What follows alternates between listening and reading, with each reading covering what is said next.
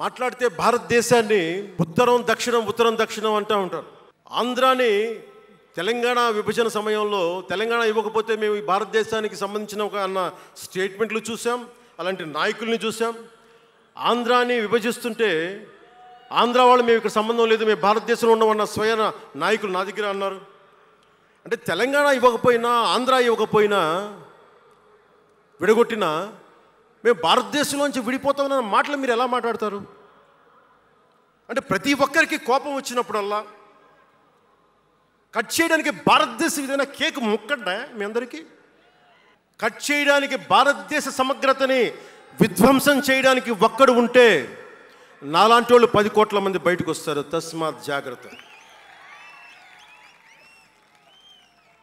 North south డిబేట్కి నా సమాధానం ఒకటే. ఉత్తరాదిన ఉన్నది హిమాలయాల్లో, ఉత్తరాదినున్న హిమాలయాల్లో ఉంది పరమశివుని కైలాసం. దక్షిణాదిన ఆయన కుమారుడు కుమారస్వామి మురుగన్ నివాసం. ఈ దేశాన్ని విడగొట్టే ధైర్యం సాహసం ఎవ్వడికి ఉందని నేను అనుకోను. ఆ భయం నాకు లేదు. వారు ఎంచుకున్న ప్రదేశం ఈ భారతదేశం. అలాంటి దేశాన్ని విడగొట్టాలి అనుకుంటే ఒకసారి ఆలోచించి మాట్లాడండి.